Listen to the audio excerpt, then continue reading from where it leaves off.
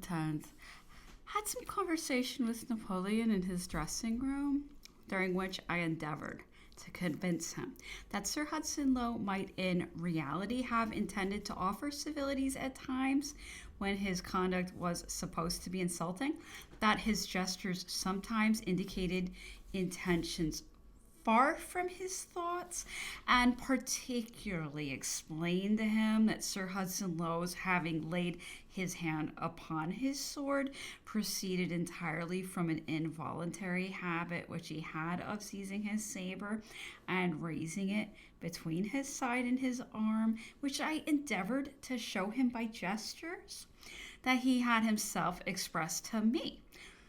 None but a confirmed villain would attempt to draw upon an unarmed man. For the ladies' doctor, he is not an executioner. At least, he has not the appearances of it. Has he shown you the new restrictions he has sent to us? I replied that he had not said a word about them. I answered the Emperor. I am certain he has something fatal in his views. This evening, Count Bertrand came to my room in order that I should assist him in translating some part of the new restrictions, which were, he said, of a nature so outrageous to the Emperor that he was induced to flatter himself at the idea that he had not understood them. They were those parts where Napoleon was prohibited from going off the high road, from going on the path leading to Miss Mason's, from entering into any house, and from conversing with any person whom he might meet in his rides or walks. Prepared as I was by the governor's manner and by what I had observed this day, I expected something very severe. I confess that at the first sight of these restrictions, I remained thunderstruck, and even after reading them over 3 or 4 times, could scarcely persuade myself that I had properly understood them. While I was employed in assisting Count Bertrand in the translation, Colonel Wynyard knocked and came into my room. When the Count had gone, I told the Colonel what he had wanted and asked him if I was right in the construction which I had given, which I explained to him. Colonel Wynyard replied that I was perfectly right.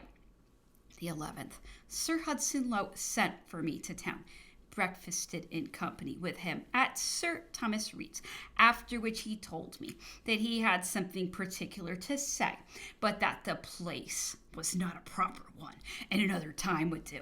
Showed to him and to Sir Thomas the translation which I had made of those points in the restriction, of which Count Bertrand had been doubtful.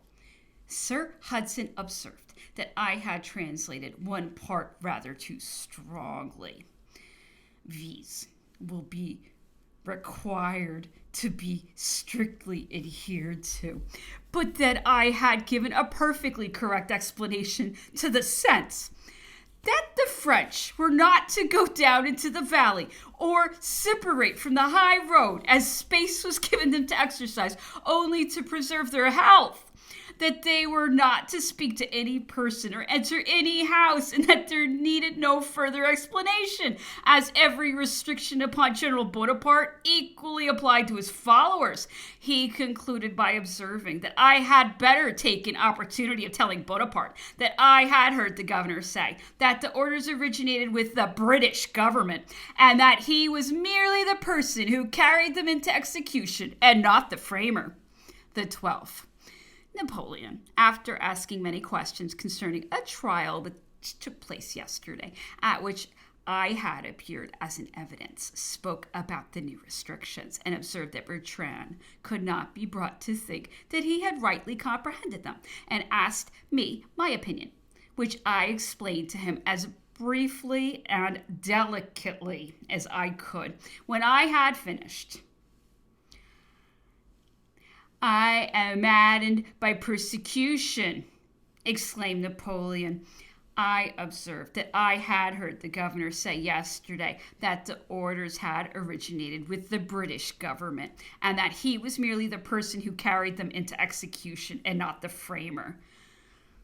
Napoleon looked at me in a most incredulous manner, smiled, and gave me, in a good-natured manner, a slap in the face. A quantity of plate sent to town today and sold in the presence of Sir Thomas Reed to Mr. Balcombe, who was ordered by Reed to pay a certain sum an ounce for it, and the money which was produced, viz. About £240, was to lie in Balcombe's hands and to be drawn for in small sums as their necessity required. 2 letters arrived from Sir Hudson Lowe for Bertrand. I did not see their contents, but was informed that one related to the new restrictions and contained assertions that but little alteration had taken place in them and that very little change in the limits had been ordered. The other, a reprimand to countless causes for having presumed to give Mr. Balcombe, the purveyor, an order on the Count's banker in London without having first asked the governor's permission, and also containing a demand for the price of the books sent out by the government for General Bonaparte's use. Notwithstanding this, it appeared that Las Casas had acquainted the governor with his intentions and obtained his consent, which his excellency had forgotten, and detained Las Casas' order when presented to him by Mr. Balcombe. The 13th, Napoleon in his bath complained of headache and general uneasiness, and was a little feverish. He railed against the island and observed that he could not walk out when the sun was to be seen for half an hour without getting a headache, in consequence of the want of shade. Really, said he, it requires great resolution and strength of mind to support such an existence as mine in this horrible abode. Every day, fresh thrusts of the stiletto to my heart from that executioner who delights in doing evil. It appears to be his only amusement. Daily he imagines modes of annoying, insulting, and making me undergo fresh privations. He wants to shorten my life by daily irritations, by his last restrictions. I'm not permitted to speak to anyone I may meet, to people under sentence of death. This is not denied. A man may be ironed, confined in a cell, and kept on bread and water, but the liberty of speaking is not denied him. It is a piece of tyranny, unheard of except in the instance of the man with the iron mask.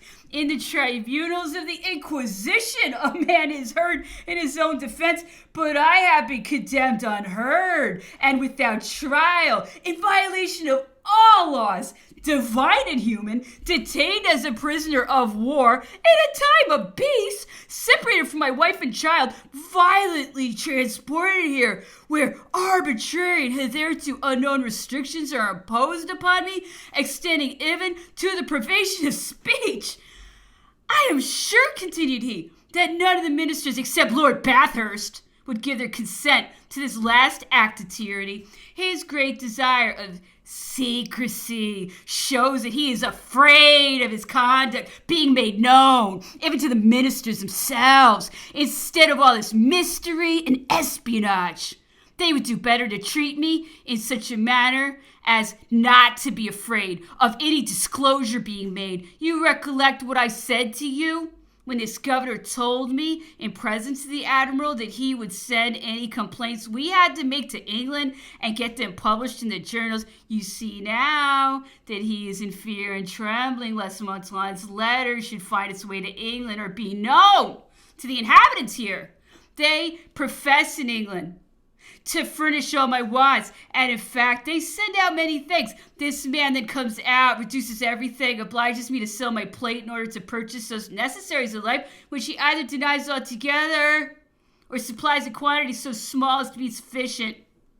Imposes daily new and arbitrary restrictions, insults me and my followers, concludes with attempting to deny me the faculty of speech, and then has the impudence to write that he has changed nothing. He says that if strangers come to visit me, they cannot speak to any of my suite and wishes that they should be presented by him. If my son came to the island and it were required that he should be presented by him, I would not see him. You know, continued he, that it was more a trouble than a pleasure for me to receive many of the strangers who arrived, some of whom merely came to gaze at me as they would a curious beast, but still it was consoling to have the right to see them, if I pleased. I examined his gums, which were spongy pale and bled on the slightest touch, recommended him to use a larger quantity than ordinary of vegetable and incessant food, in acid gargle and exercise for teeth. The paper sent by the governor to Longwood, containing an acknowledgement from the French of their willingness to submit to such restrictions as had or might be imposed upon Napoleon Bonaparte, was signed by all and sent to Sir Hudson Lowe. The only alteration made by them was the substituting of l'Empereur Napoleon for Napoleon Bonaparte. The 15th, the paper sent back by the governor to Count Bertrand with a demand that Napoleon Bonaparte should be inserted in the place of l'Empereur Napoleon. So Napoleon, who told me that he had advised them not to sign it, but rather to quit the island and go to the Cape. Sir Hudson Lowe came up to Longwood. I informed him that I believed the French would not sign the declaration worded in the manner he wished. I suppose, replied His Excellency, that they are very glad of it, and it will give them a pretext to leave General Bonaparte, which I shall order them to do. He then sent for Count Bertrand, Count Lascauses, and the remainder of the officers except Piankowski, with whom he had a long conversation. At 11 o'clock at night, a letter was sent by Sir Hudson Lowe to Count Bertrand, in which he informed him that in consequence of the refusal of the French officers to sign the declaration with the words Napoleon Bonaparte, they and the domestics must all depart for the Cape of Good Hope instantly in a ship which was ready for their reception, with the exception of a cook, maitre d'hotel, and one or two of the valets, that in consideration of the advanced state of Countess Bertrand's pregnancy, her husband would be permitted to remain until she was able to bear the voyage. The prospect of separation from the emperor caused great grief and consternation among the inmates of Longwood, who, without the knowledge of Napoleon, waited upon Captain Poppleton after midnight and signed the obnoxious paper, with the exception of Santini, who refused to sign to any in which he was not styled l'Empereur, which was transmitted to the governor. The 16th, Napoleon sent Memoirs for me at 6:30 in the morning. On my arrival, he looked very earnestly at me and said, laughing, "You look as if you had been drunk last night."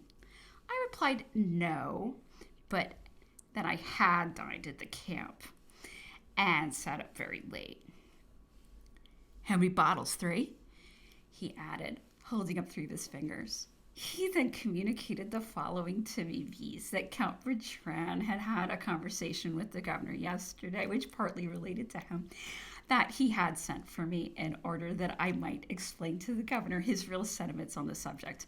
And here, continued he, taking up a piece of paper in which were contained words in his own handwriting of a meaning similar to the paper he subsequently gave to me, is what I have written, and which I intend to send to him. He then read it out loud, asking me every now and then if I comprehended him, and said, "You will take a copy of this to the governor, and inform him that such are my intentions. If he asks you why it is not signed by me, you will say that it was unnecessary, because I have read it out and explained it to you from my own handwriting."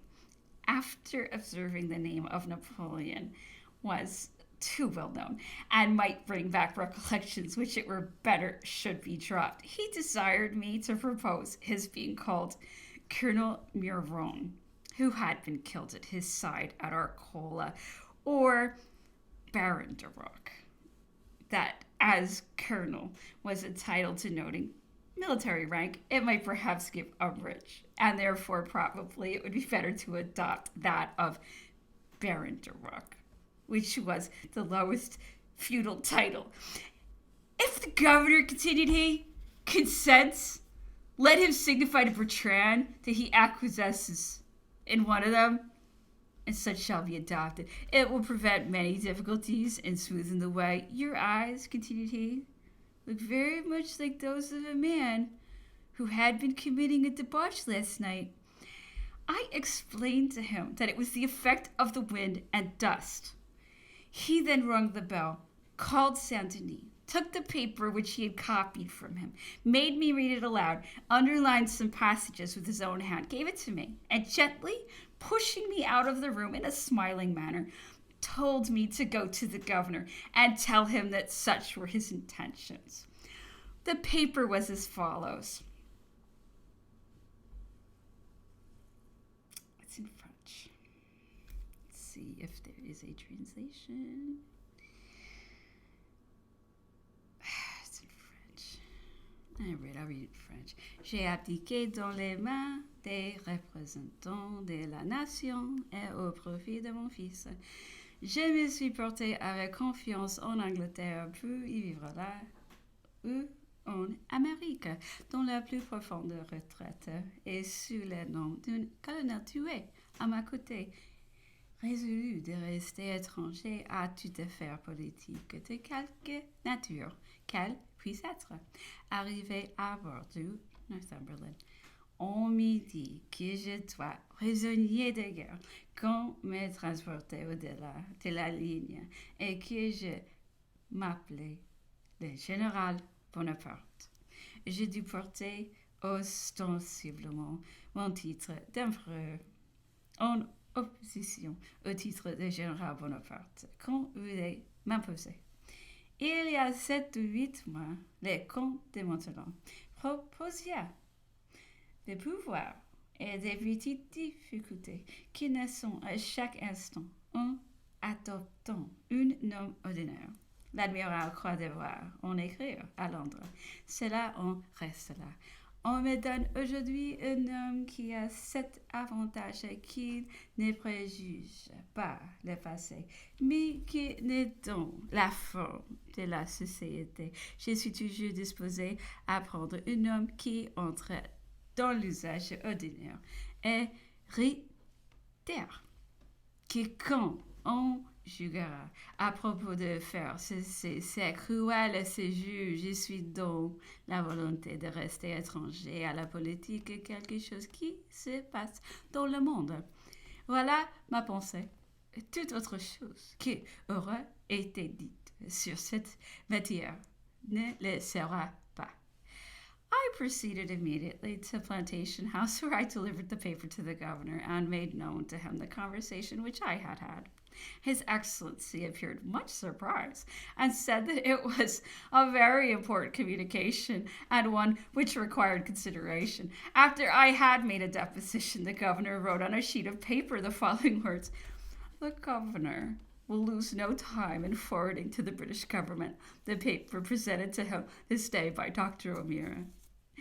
He thinks, however, that it would be more satisfactory if it was signed by the person in whose name it was presented. The governor does not, however, intend to cast by this the slightest doubts upon the authenticity or validity of the paper, either as to the words or spirit, but merely that it would be better to send it in a form to which no objection could be offered. The governor will consider attentively whether the tenor of his instructions will permit him to adopt either of the names proposed.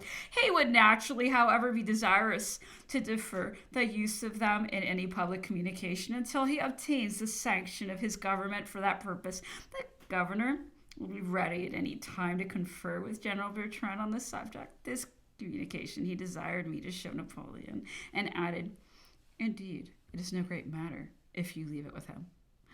He then asked me if I thought Napoleon would sign it. I replied perhaps he might, particularly if he, Sir Hudson, would authorize him to use either of the names in question. This, however, he said, he could not yet decide upon. After this, His Excellency told me that I must have no communication whatever with any official person in England about Bonaparte. Therefore, he insisted that I would not mention a word to them of the proposal which I had just made.